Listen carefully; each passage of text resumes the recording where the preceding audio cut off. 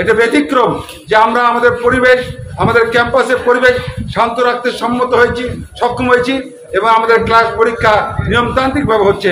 তাই সাধারণ শিক্ষার্থীদের সাথে একমত পোষণ করে আমিও বলতে চাই, কর্মকর্তা কর্মচারীদের পক্ষ থেকে এই বিশ্ববিদ্যালয় থেকে একজন যোগ্য, সৎ, নির্ভীক এবং ছাত্র বান্ধব, শিক্ষক বান্ধব এবং শিক্ষা বান্ধব একজন প্রফেসরকে এই বিশ্ববিদ্যালয়ে ভিসি হিসেবে নিয়োগ দেওয়া হোক, যাতে করে আগামী দিনে এই বিশ্ববিদ্যালয়কে আমরা সারা বাংলাদেশের মধ্যে একটি মডেল বিশ্ববিদ্যালয়ে পরিণত করতে পারি।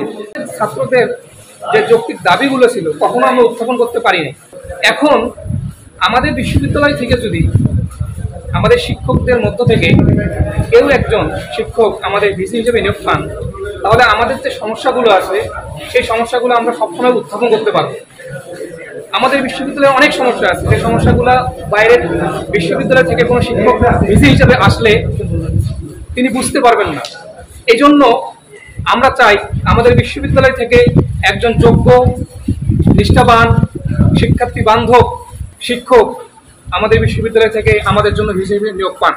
এটা হচ্ছে আমাদের সাধারণ শিক্ষার্থীদের পক্ষ থেকে একটা যৌক্তিক দাবি।